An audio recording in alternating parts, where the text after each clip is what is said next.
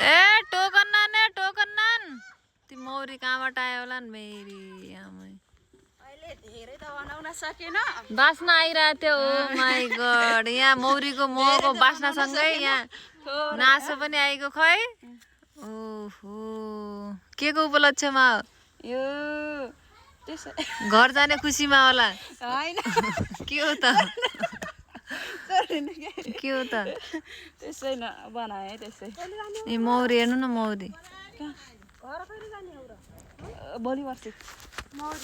यसो बसेर घाम तापिरहेको थिएँ म नि हाम्रो यहाँ लड्डु आउँदैछ लड्डु गाइस लड्डु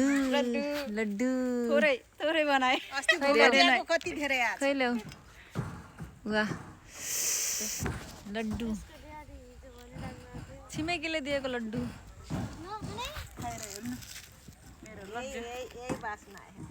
यही बास्ना आइरहेको थियो मगाको बास्ना आइरहेको थियो भिडियोमा देखाउनु भने नै नै छ त्यहाँ मैले राखिदिएको छु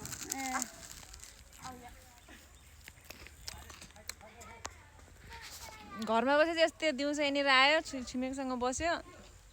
के पाक्छ खायो चुक खायो लड्डु खायो बस्यो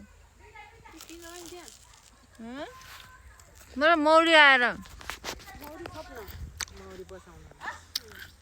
मौरी